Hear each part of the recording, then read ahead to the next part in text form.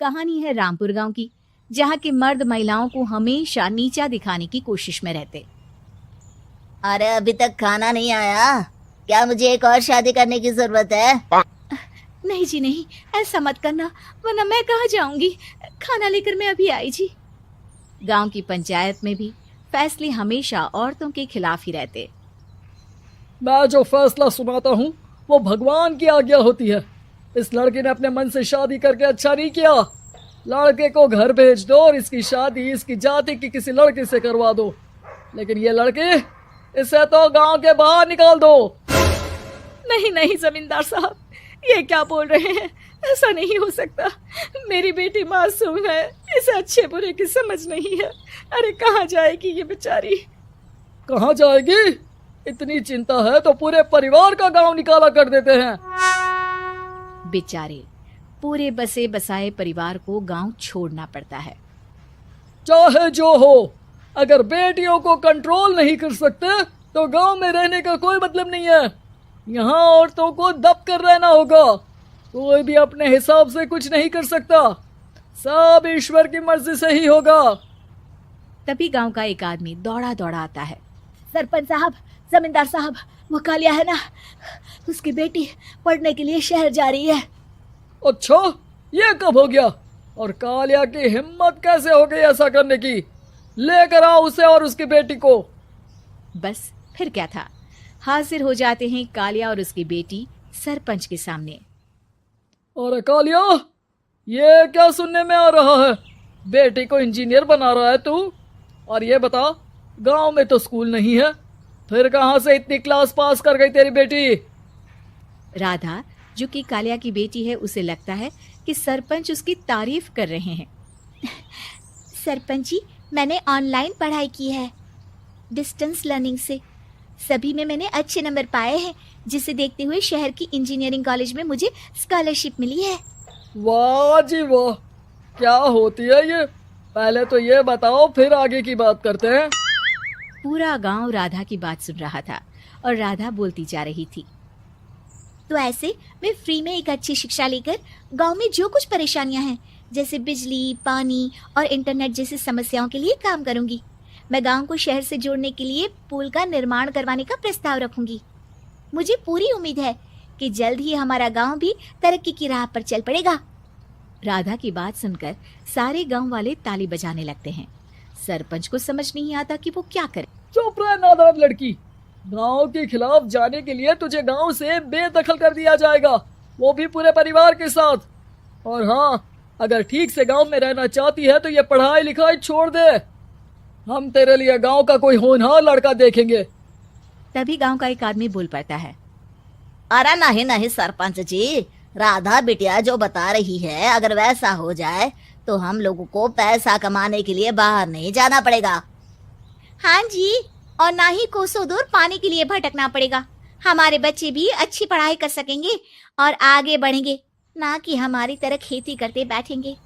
क्यों गांव वालों, राधा बिटिया का साथ देना चाहिए ना। सरपंच देखता है कि गांव राधा के साथ है तो वो चुप हो जाता है। वो घर आकर अपने सलाहकार से बात करता है, जो बहुत ही चालाक किस्म का इंसान होता है। अरे सरपंच साहब, आपको बहुत ही होशियारी से काम लेना पड़ेगा।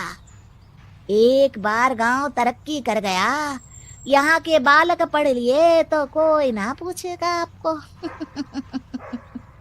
और फिर ये जो बेटा और बेटी है ना आपके, इनको भी आम लोगों की तरह ही जीवन जीना होगा। हाँ, लेकिन करे तो क्या करे? वो ना आप मुझ पर छोड़ दीजिए, बस मैं जैसा बोलूं करते जाइए। अगले रोज सुबह जब गांव वाले सोकर उठते हैं तो राधा के घर के बाहर और साथ ही वो लोग जिन्होंने राधा का सपोर्ट किया था, उनके घर के आगे लाल रंग से कल आऊंगी लिखा होता है। कल आऊंगी, ये क्या होता है? अरे यह तो खून से लिखा है, लगता है कोई भूत प्रेत या चुड़ैल का साया है। चलो सरपंच जी के पास चलते हैं। सभी सरपंच के पास जाकर उसे सारी बात बताते हैं। और ये तो बड़ी मुश्किल की बात है। चलो, मैं एक बाबा को जानता हूँ, उन्हें बुला लेता हूँ। सरपंच बाबा को लेकर गांव के घर के बाहर जाता है। ओहो, तो ये वो चुड़ैल है जो उन लोगों को निशाना बनाते हैं जो गांव को बदलने का सपना देखते हैं। वो गांव को ऐसे ही संपन्न देखना चाहती है। वो नहीं चाहती कि कोई बाहरी यहाँ का कायाकल्प करे। क्या तुम लोगों में से किसी ने गांव को बदलने की सोच रखी है? तभी राधा की माँ रोते रोते आती है। मेरी राधा घर से गायब हो गई है। अरे कोई तो बचाओ, मेरी बच्ची कहाँ गई?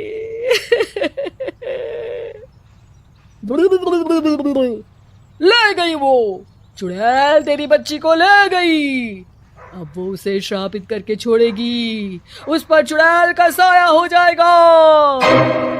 तभी बुरी सी हालत में राधा भी वहां आ जाती है।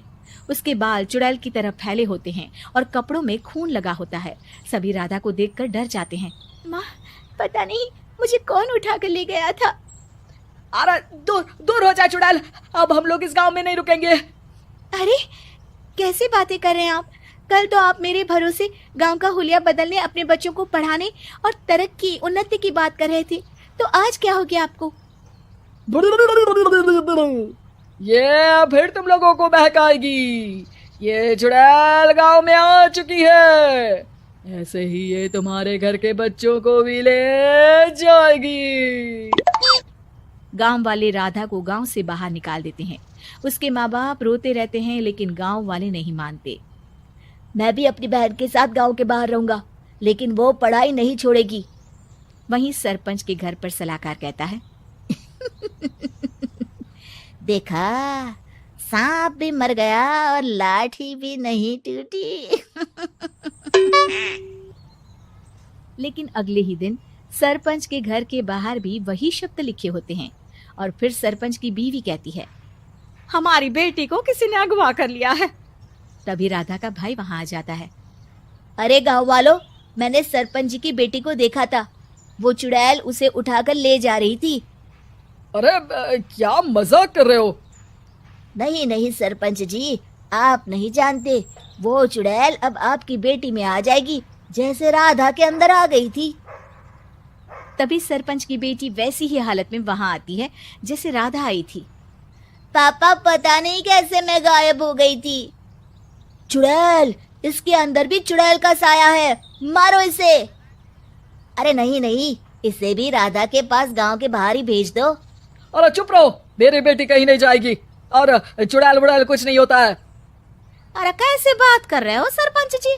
आप तो बोल रहे थे कि आपका फैसला भगवान का ज्ञान होता है, तो अपने पर बात आई तो अब आप ऐसे बोल रहे हैं। अरे ना ना ना, आपको अपनी बेटी को त्यागना ही होगा। अरे बुलाओ बाबा को। राधा का भाई बाबा को ले आता है, जिसे अब गांव वालों के डर के कारण सच बोलना पड़ता है।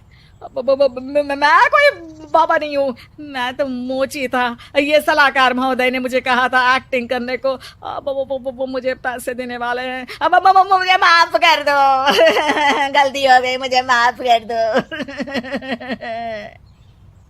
तभी वहां राधा आ जाती है। देखा सरपंच जी, जब गांव के बच्चे साक्षर होंगे तो आप जैसे लोगों की चालाकी नहीं